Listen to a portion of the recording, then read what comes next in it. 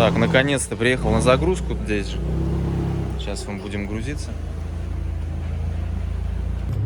О, так, ну что, я заехал наконец на мойку, сейчас буду мыть машину.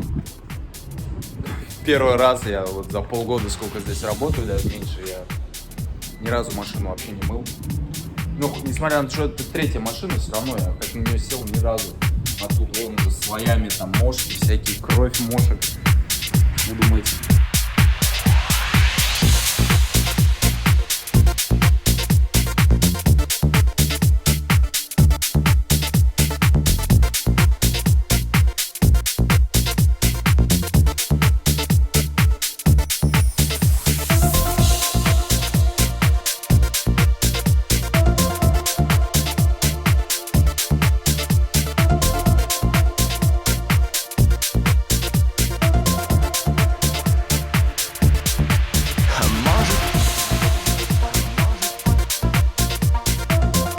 Так, ну что, помыл.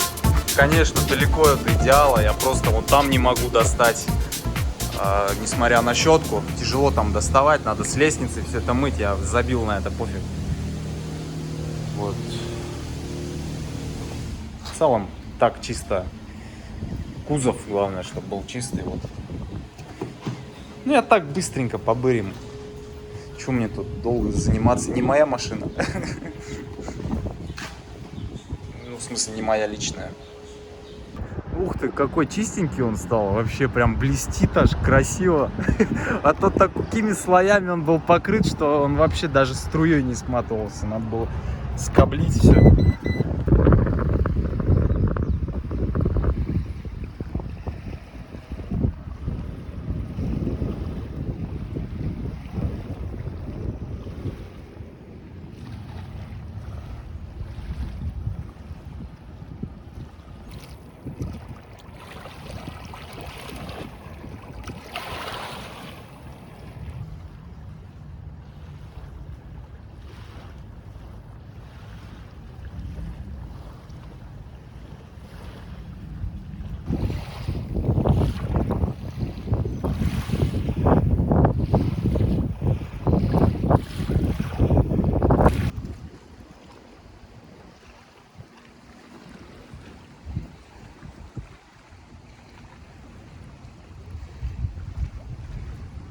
Капец, тут динозавр какой-то.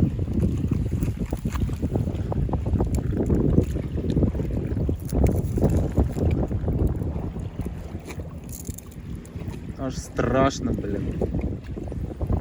Понятно, что за рыбина. Это Миссисипи Ривер, кстати, я приехал. Это уже со стороны Иллинойса. Там Миссури, я уже в Иллинойсе. Запах такой прекрасный здесь, такой речной, как будто я на Суре где-то. По ширине как раз это Миссисипи, почти как Сура, чуть побольше, наверное. Хотя, как Волга тоже в некоторых. Мы привык, что в Чебоксарах там водохранилище, она широкая, но на самом деле Волга-то она не такая широкая, она намного уже. И запах вот этих вот рыбешки дохлые всякие лежат, и такой запах классный. Не дохлых рыбешек, а именно реки. И дохлые рыбешки — это одна из ноток таких, чем пахнет река.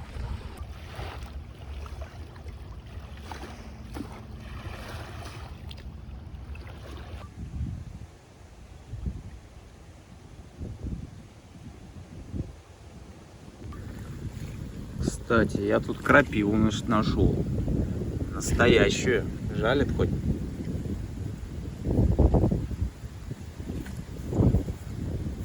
Чуть непонятно. Сейчас на вкус попробуем.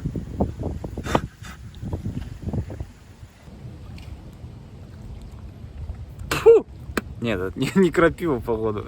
Очень похоже. Он говорит, горькое, что-то другое. Что-то тоже знакомое.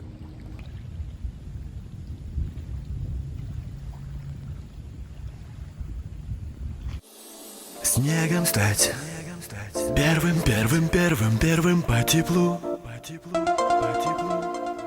Снегом стать, белым по стеклу. стеклу, по стеклу. Снегом стать, без дела по земле. А может просто снегом стать, без дела, так тебе.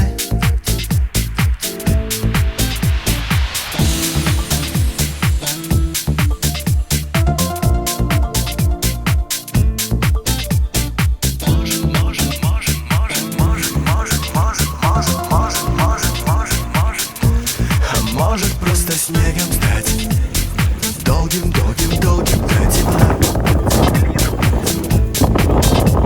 Снегом стать, белым.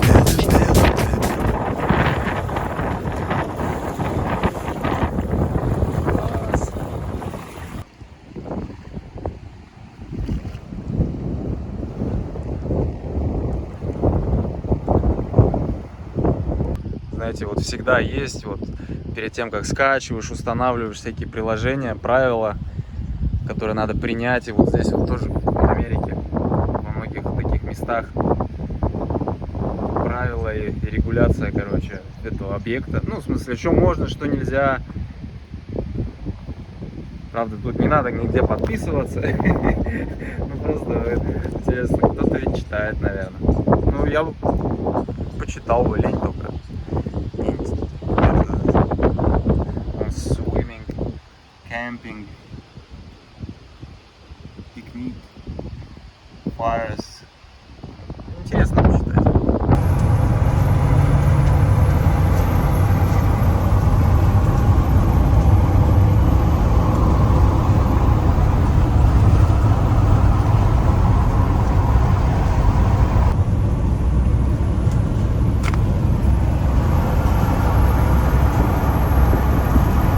Короче, приехал в какое-то место интересное, природное.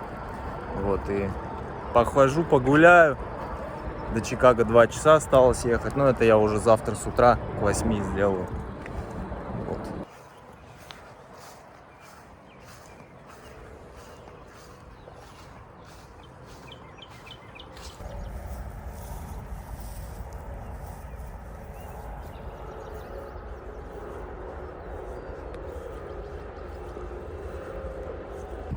Вот здесь вот природа, в принципе, вообще как в России.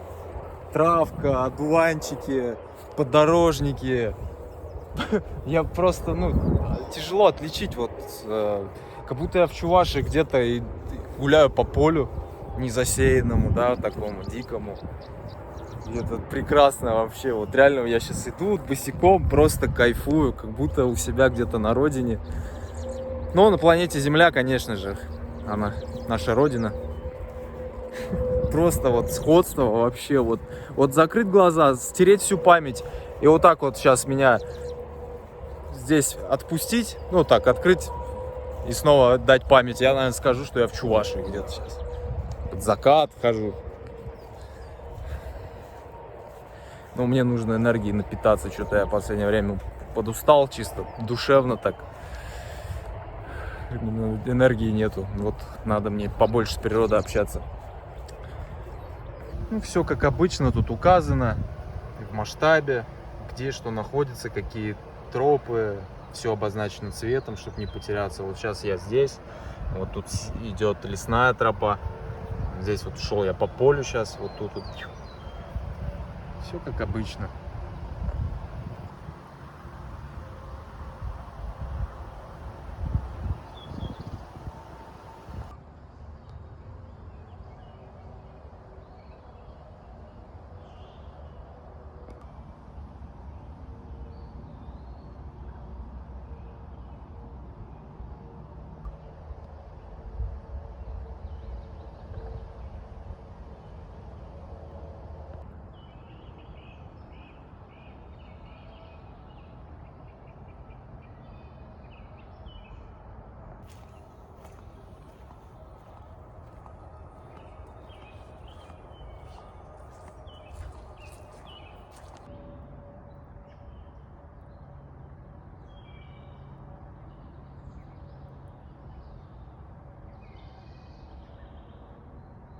Я, кстати, нашел крапиву. Вот это вот все крапива. Хотя больше похоже на малину, честно говоря. тут клопик как раз. Я это понял, ужалившись, вот пошел вот, это все крапива.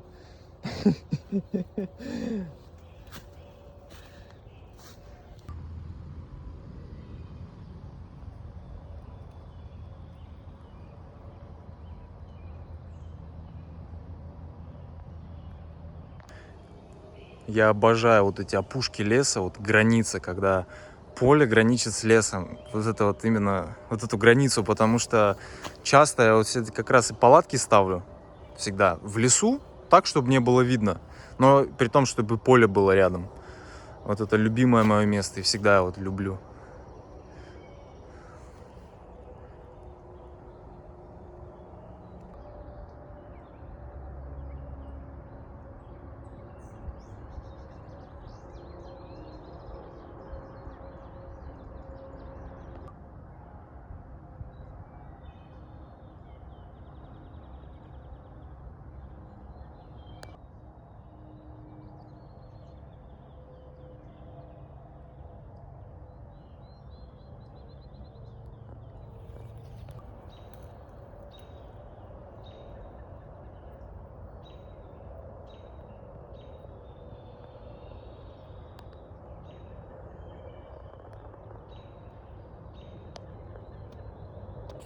Это какая-то здесь сирень местная, так вкусно пахнет. Что-то такое, как черемуха и сирень. Кстати, черемуху здесь я что-то не видел, не нюхал, точнее. Но вот, наверное, черемуха — это самый вот мой любимый аромат. Аромат весны, вот я не знаю, как вообще передать. Тут деревце растет, и кто-то ее заботливо замотал, чтобы ее не объели олени. И здесь их много гуляет. Потому что тут вот территория натуралистов, там написано было этих скаутов. Они ходят, тут сажают, ухаживают за природой. Красавчики. Хожу тут, оленей пугаю. Вон там стайка. Красавцы. Сейчас ломанутся.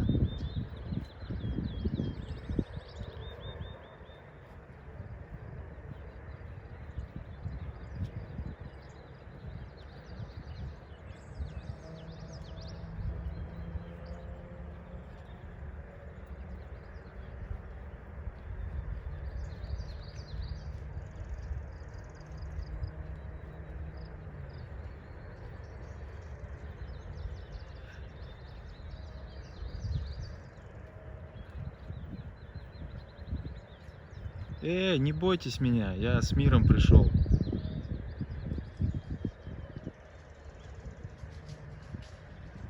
Ну все, убежали.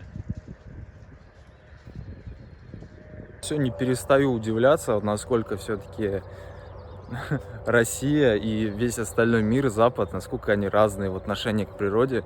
Вот то, что вот так вот оленей идешь и увидишь, ну, в России такого вообще невозможно фактически. Там они очень осторожны, если они есть. Их просто мало осталось.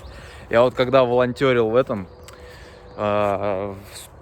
Присурском заповеднике, это в Алатырском районе в Чувашии, там вообще живность тоже очень тяжело увидеть. Это заповедник, в который вообще вход как бы запрещен. То есть там не то, что там охота или еще какие-то другие вещи, даже собирательство там нельзя. То есть даже местным. Ну, это я вопрос точно не знаю, как там местным, но это факт. И вот мы как-то там, мы увидели оленя тоже такого беложопого. И там, смотри, там. Это мы ходили, учет бобров был, и там браконьеров ловили. То есть это вообще настолько редкость даже в заповеднике. А здесь вот дикая природа фактически у тебя во дворе. Ну, это реально так, факт. Тут они везде бегают, эти олени. По дороге везде сбитые. То есть сбитые животные на дорогах, это говорит о том, что просто животных очень много. Нормально. И насколько отношение к природе разное. Это не из того, что природа такая, это отношение человека к природе. Мы, когда попали в Скандинавию после России, мы вообще обалдели просто. Просто обалдели от того, что гуси над тобой летают. В России такого практически не увидишь, потому что их всех перестреляли, и они очень боятся людей. А в Скандинавии они фактически вот рядом могут присесть. Дикие гуси, которые летают, кочуют, мигрируют. То есть вот такие вот советские люди, россияне. Такое отношение к природе, потребительское, уничтожительское. То есть, как его назвать, не русский человек. Ну, можно и русским, советским человеком. Это все плод вот одного. То есть относится так к природе. Ну, соответственно, и к россиянам соответствующие отношения все-таки заслуживают, наверное. Вот это низкая экономика, никаких свобод нет. То есть все взаимосвязано. Ну, это такая история. Сегодня я вообще рассказывать, говорить ничего на камеру не хочу. Я сейчас тужусь просто вот. Что-то надо говорить, потому что я заметил, все-таки зритель любит, когда я свое лицо показываю, не просто природу. Хотя мне нравится больше природу. Я все ради этого и снимаю, в принципе, и выкладываю для самого себя, чтобы было. Ну и вам посмотреть тоже. Вот, и вот зайчик пробежал сейчас дорогу. Зайчики тут вообще как мыши. Просто хочу в тишине сейчас побыть. Или вот такие вещи в России, например, да, как, ну, это продолжу тему, как добыча волка, да, сдаешь волчью шкуру, тебе там за это деньги дают. Ну, это же, по-моему, вообще средние века. То есть это волк, это уже давно известно, что это важное звено вообще в природе. Он также важен для всех оленей, всех млекопитающих, вот, травоядных в лесу. То есть без волка жизнь трудна становится, потому что это реально санитары леса, а в России вот до сих пор за шкуру волка вот тебе дают деньги. Дебилизм просто конкретный. Такие пережитками живут в России. Я не знаю, как сказать, живем или живут, потому что я сейчас в Америке живу. Наверное, живут. Но это неправильно, надо вообще все кардинально пересматривать. Просто оставить природу в покое, вообще ее не трогать. Не помогать там, убивать волков, чтобы там размножались кабаны там или еще кто-то. Ну, это глупости. А никакого экологического образования вообще в России нет. Детей толком не учат ничему в школах. Какой-то херней голову забивают, только там ненужной. Лучше бы учили отношению к природе правильному. Ничего этого нет, к сожалению. Ну, только отдельные учителя, кто-то может что-то там дать от себя. Ну, в моей школе, по-моему, такого не было. Или мне просто не повезло. Все самому пришлось добывать всю информацию о естественном окружении нашем, о нашем естествознании и окружающем мире. Весна, время светлячков. Вот выползают они, вылетают все из своих ангаров вечером.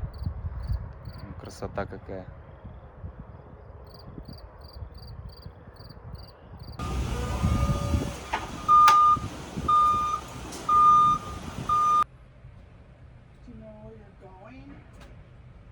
А я? Ну что, я загрузился большим каким-то электрощитком, весь тонн, 2,5 тонны почти, там 2200, в общем, нормальный вес, потому что сейчас ветер сильный, как раз прям хорошо прижимает.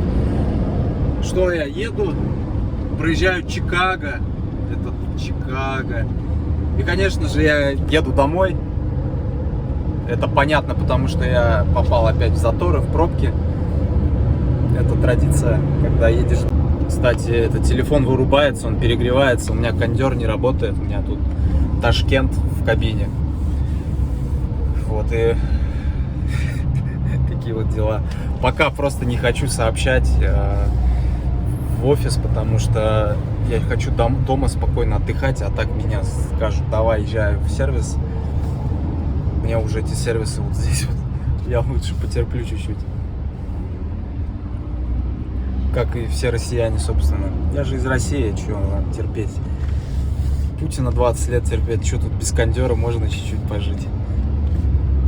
Эти BMW-сты такие подрезальщики вообще, вот сколько замечаю, вот в пробках едешь, вот надо обязательно перед мордой вот повернуть в другой ряд, вот куда-то спешат все зачем-то. Ну, понятно, что такие машины как бы резвые, бодрые, ну, вообще прям закономерность такая, видишь, вот на BMW человека. Вот этому чуваку прям вообще не имется, он прям хочет, вот чувствуется по левой обочине обогнать всю эту тему, короче, он прям куда-то спешит, вот, а остальные не спешат, остальные все просто катаются, а он деловой. Ну, надо куда-то срочно.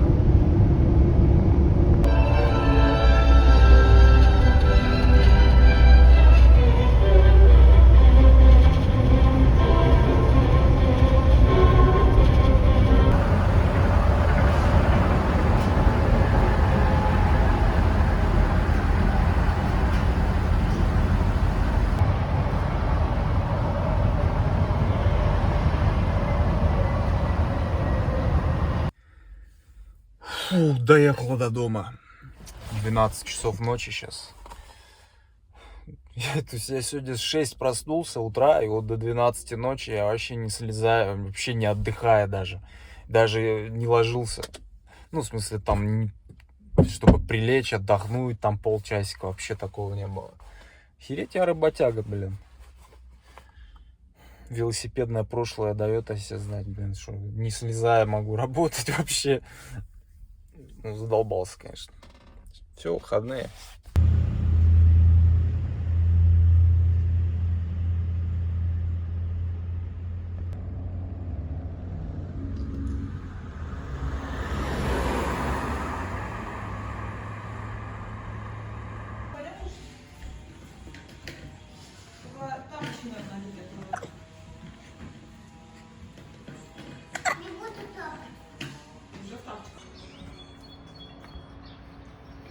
Так, у нас гнездочки. И тут у нас тоже вон гнездочки. Там мама сидит. Скворцы. Вроде.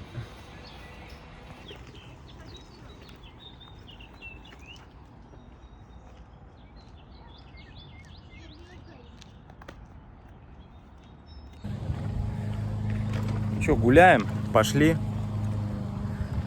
Сейчас идем в один дилерский центр посмотреть машины. Вот. Посмотрим, что есть. Погода замечательная.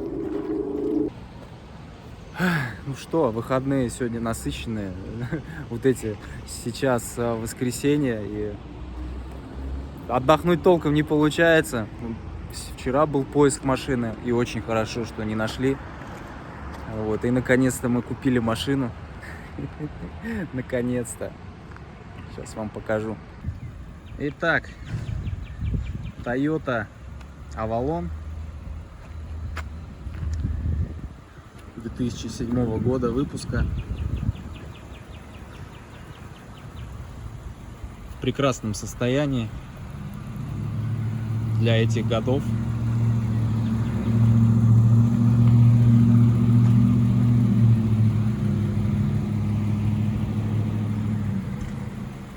Купили мы ее за 4300 у русскоговорящих, у казахов, потому что мы нигде не могли найти. Мы бросили клич в группе русскоговорящих Питтсбурга и вот нашли машину. Купили вот сегодня. Вот сейчас первая покатушка у нас в магазин. Куда еще? Вот здесь видно, когда-то кто-то в бампер тут въехал. Ну, все замалевано, как бы это вообще мелочи все. Главное, по кузову она, можно сказать, идеальная. Никакой ржавчины.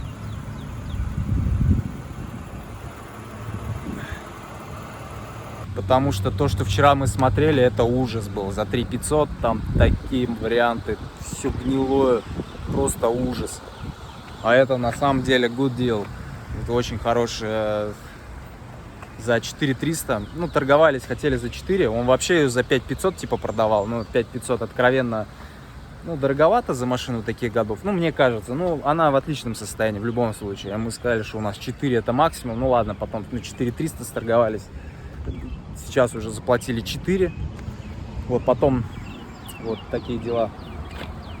Ну, очень красивая машина, все-таки это такой представительный седан. Мы долго думали, нужен ли нам седан, потому что все-таки это седан не семейная машина.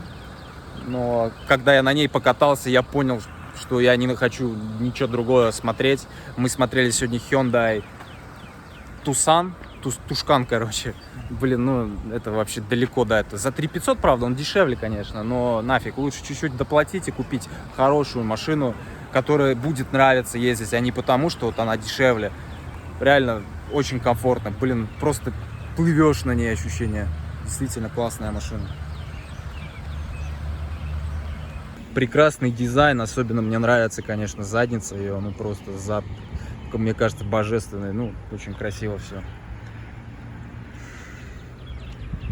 Как говорится, на такую машину не стыдно и пацанам показать, да? Пацаны оценят, но это так шутки, конечно. И пацаны оценят, и жена оценила, и дети. Эльдарке вообще нравится, да? Только ему запах не нравится пока, там запах какой-то вонючки. И ему вообще не нравится там сидеть. Вот я, собственно, с ним и хожу, он проснулся, а я там спит. Так, вот, собственно, салон. Салон, ну, ничего лишнего, вообще все очень удобно. Ну, тут магнитолка, там кассетно, конечно, все такое старое, но ничего. Салон очень красивый, в целом ничего лишнего нет. По чекам тоже все нормально, вот горит только чек. Давление в шинах, но там из-за того, что какой-то датчик в одном колесе, короче, его нету, из-за этого горит.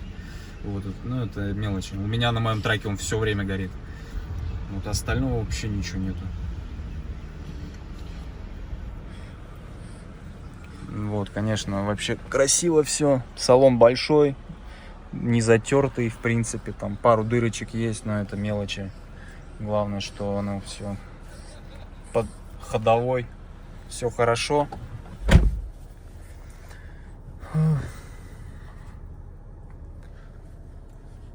Классная машина. Я очень доволен покупкой, это самое главное.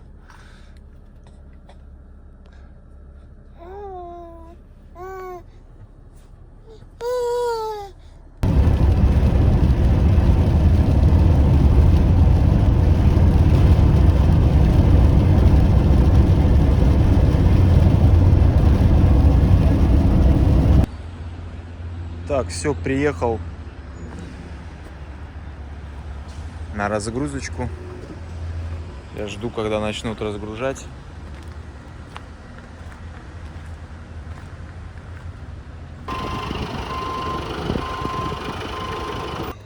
Так, я приехал на загрузочку. Здесь я тут ресайклинг тоже, вот металл, картон. Вот картон кому надо? Вот столько тут дофигища, вон брикетов там много. Сейчас буду грузиться вот этой зеленой машинкой. Лифтом, короче. Сейчас мне вот эту штуку будут грузить, там ковш. Вначале я поехал, вот где картон я снимал, это был неправильный адрес. Там я сполошил мексов только лишний раз, они там по-английски вообще даже не бум-бум. Удивились, что-то я приехал, что забирать там. Короче, этот неправильный адрес, тут чуть-чуть недалеко отсюда, вот сейчас. Открыл крышу.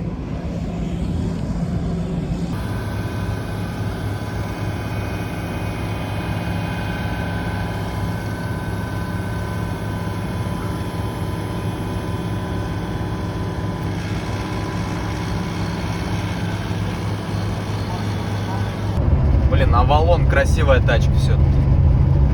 Это другая версия XLS. Ну, это комплектации просто разные. Так, все такое же, в принципе. Красиво. Блин, это точно любовь. Никак не могу от него оторваться. Я просто еду за ним, и прикольно. И хорошую машину, значит, взял. Если мне нравится, значит, все шикарно.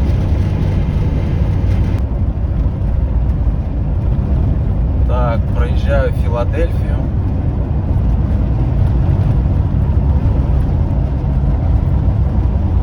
Ужасные дороги здесь, конечно, в Филадельфии.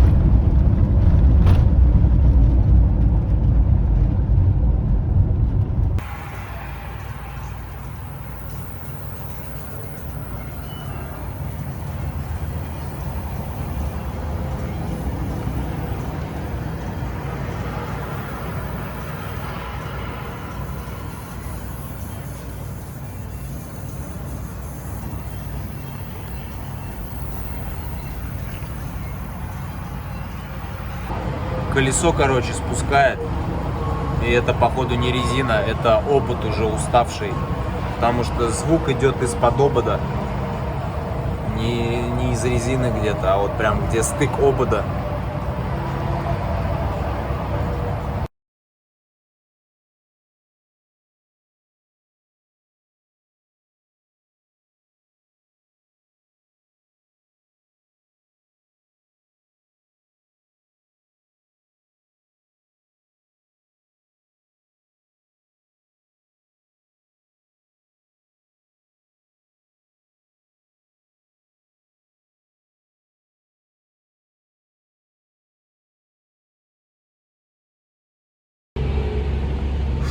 Что-то давно с машиной сексом не занимался, блин.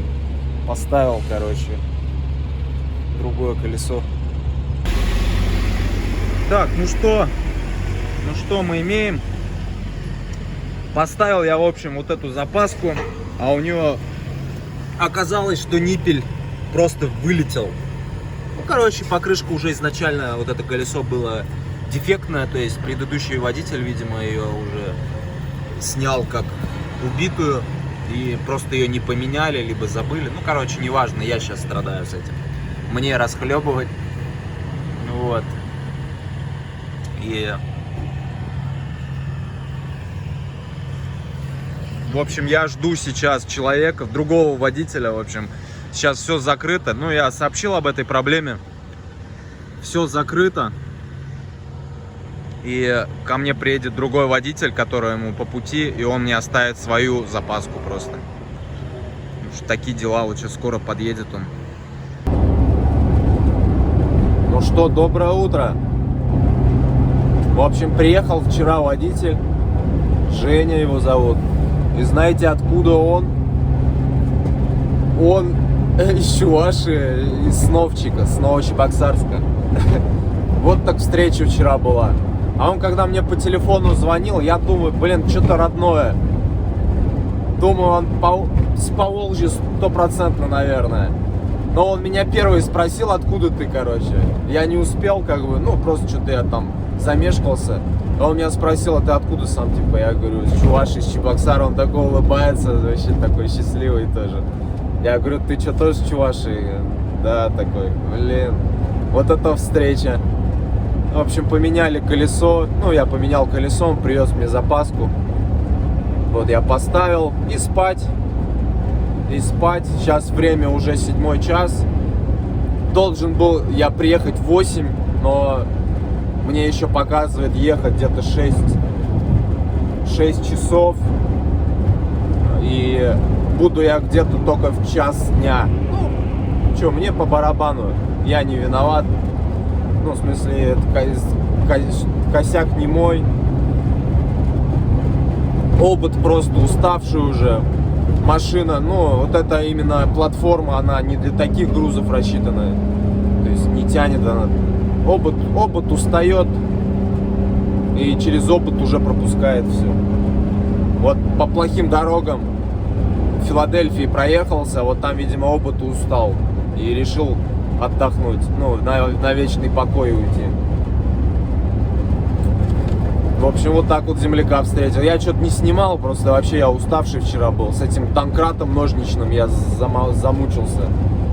Поднимать ее 3 раза, по-моему, 4 поднимал ее. Это там такой, это не бутылочный, ну, как бы домкрат, не гидравлический такой, а ножничный.